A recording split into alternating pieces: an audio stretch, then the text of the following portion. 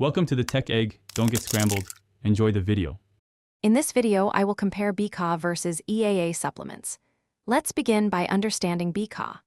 Branch-chain amino acids, or Bcaa, consist of three key essential amino acids: leucine, isoleucine, and valine. These are vital for muscle protein synthesis and can provide an energy source during workouts.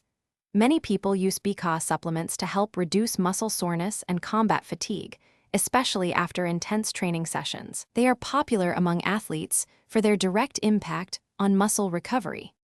Now, let's explore EAAs, or essential amino acids. Unlike Bcaa, EAAs provide all 9 essential amino acids that your body cannot synthesize on its own. This complete profile is absolutely necessary for optimal muscle protein synthesis, which is the process of building and repairing muscle tissue. Beyond just muscle, EAAs support numerous other vital bodily functions, making them a comprehensive supplement for overall health and performance. So, what are the key differences?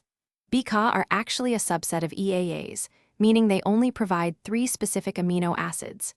EAA, however, offer all 9 essential amino acids, providing a complete profile necessary for full protein synthesis. While Bcaa can be beneficial for comprehensive muscle building and repair, a full spectrum of EAAs is generally considered more effective because it ensures all necessary building blocks are present. So, which one is better for you? For comprehensive muscle support, growth, and recovery, EAAs are generally recommended due to their complete amino acid profile. However, Bcaa can still be useful for specific purposes, like providing quick energy during a workout or reducing fatigue. Consider your goals and existing diet. Also, be sure to check the description below for a link to a fantastic book that can truly change how you think about money, along with other great deals. Thanks for watching. Consider subscribing if I helped unscramble your problems.